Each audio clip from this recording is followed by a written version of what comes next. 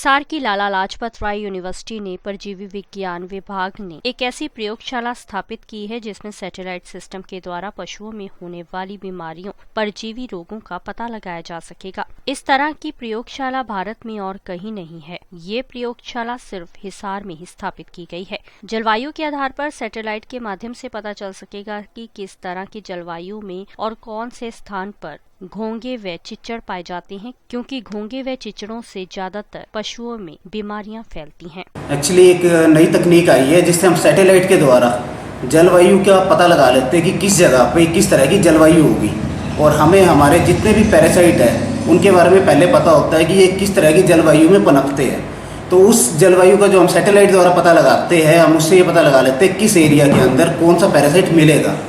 और जब हमें ये पता चल जाता है कि ये पैरासाइट जैसे घोंघे हो गए, चिच्चड़ हो गए, ये इस इलाके में मिलेंगे, तो उनसे जनित जो रोग होंगे वो भी उसी इलाके में पाए जाएंगे।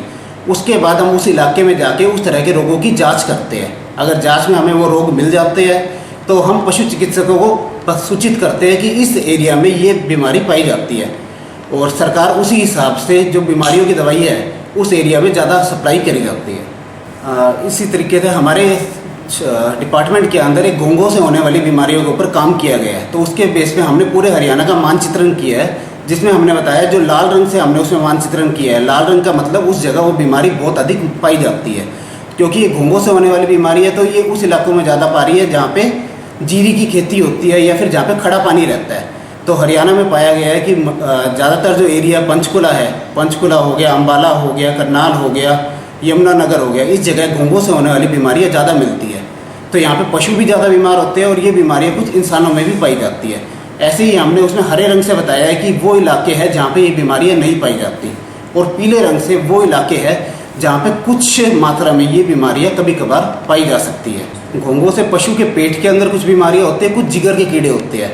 ये दोनों कीड़े क्या करते हैं, पशु को कमज़ोर कर देते हैं, साथ ही पशु के दस्त लग जाते हैं इनके कारण। तो हम समय समय पर इनसे होने वाली बीमारियाँ की जो दवाइयाँ होती है उसके बारे में भी जो पशु चिकित्सक होते हैं उनको सूचित करते हैं। साथ साथ क्या करते हैं, ये घोंघे कुछ ऐसे लार्वा भी रिलीज़ करते हैं जो इंसानों के पैरों में जो जीरे की खेती होती है वहाँ पे खड़ा पानी रहता है, वहाँ पे अगर घोंघे हो जाते हैं तो उससे इंसानों के पैरों में सर्केरियल डर्मेटाइटिस नाम की बीमारी होती है, जिससे इंसानों के पैरों में फोड़े से होने शुरू हो जाते हैं। थोड़े थोड़े वो हफ्ते भर तक रहते हैं, उसके बाद ख़त्म होते हैं। तो हम समय समय पर जो पशु चिकित्सक है और जो किसान है उनको बताते हैं कि किस तरीके से घोंघों को नियंत्रण करना है, किस तरीके से घोंघों के लिए दवाइयाँ डालनी है ताकि उस जगह पे घोंघे खत्म हो जाए। इस पे काम करने के लिए हमें कई तरह के सामान की आवश्यकता होती है। वो सामान कुछ तो हमने हर्सेक नाम का एक इंस्टीट्यूट है हरियाणा में, वहाँ से लिया है। कुछ हमने देहरादून में एक भारतीय सुदूर संरचना विभाग है, वहाँ से लिया है। कुछ हमने हैदराबाद से सामान मंगाया हुआ है। तो इस प्रकार से कुल लगभग 10 से 15 लाख रुपए का हमने सामान मंगाया है और एक लेबोरेटरी एस्टेब्लिश करी है जो पूरे देश में सिर्फ परजीवी विज्ञान विभाग हिसार में ही है। बाकी किसी भी यूनिवर्सिटी के परजीवी विज्ञान विभाग के अंदर ये यूनिवर्सिटी नहीं है, ये इस तरीके का कोई लेबोरेटरी नहीं बनाई गई है। तो जितने भी हमें सॉफ्टवेयर मिले हैं उसके द्वारा हम माप चित्रण करते हैं कि किस तरीके से हम अलग अलग बीमारियों को मानचित्रण कर सकें। मानचित्रण करते हैं और साथ साथ वो किस तरीके से फैलती है, हम ये बताते हैं कि किस एरिया में कौन सी बीमारी मिलेगी। उसके बाद जैसे जैसे जलवायु में परिवर्तन आता है किस तरीके से उस बीमारी के अंदर परिवर्तन आएगा।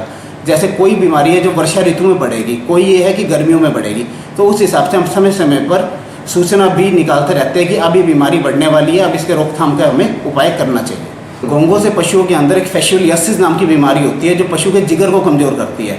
ऐसे ही एक अनार के दाने जैसे होते हैं एम्फिस्टोम्स, उससे पशु के पेट की गड़बड़ होती है जिससे पशु के दस्त लग जाते हैं। कई बार हम बहुत सारी दवाइयाँ दे देते हैं, पशु के दस्त ठीक नहीं होते, तो वो घोंघों से होने वाली बीमारियाँ होती है जो शुरुआती समय में पता नहीं चलती है। और अगर हमें सैटेलाइट डाटा से पता हो कि ये बीमारी इस इलाके में है तो शुरुआती समय में ही हम इसका इलाज कर सकते हैं। सैटेलाइट जो हमारे क्षेत्र के ऊपर से गुजरता है वो वहाँ से कुछ इमेज लेता है, कुछ वहाँ से फ़ोटोग्राफ्स लेता है। वो फ़ोटोग्राफ जो होती हैं वो देहरादून में और हैदराबाद में भेजी जाती है। वहाँ से हमारे यहाँ पर एक हर्सेक विभाग है वो ख़रीदता है, वहाँ से हम उसको लेते हैं। कुछ हम लोग यहाँ पे कुछ कंप्यूटर प्रोग्राम्स हमने ख़रीदे हुए हैं। ये कंप्यूटर प्रोग्राम्स क्या करते हैं, उस फोटो के ऊपर जब लगाया जाता है उसको स्टडी करते हैं, जब एनालाइज करते हैं उसके हिसाब से हमें पता चलता है कि कहाँ पर किस तरह का वातावरण है, कितनी मात्रा में वहाँ पर नमी है, वहाँ पर क्या टेम्परेचर है, मतलब कितना वहाँ पर टेम्परेचर। तो ये सब जब हम एनालाइज इकट्ठा करते हैं तो उससे हमें पता चलता है कि किसी एरिया में कितनी पानी की मात्रा कहाँ पे कितनी है।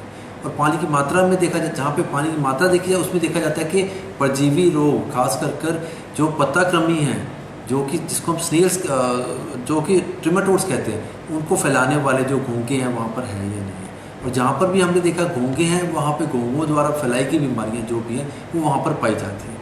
ये तो सिर्फ सैटेलाइट से नहीं बताया जाता, हमारे विभाग यहाँ से उस एरिया में जाकर और भी ज़्यादा वहाँ पर स्टडी करता है, उससे पता चलता है कि वाकई वो बीमारियाँ वहाँ पर है या नहीं है।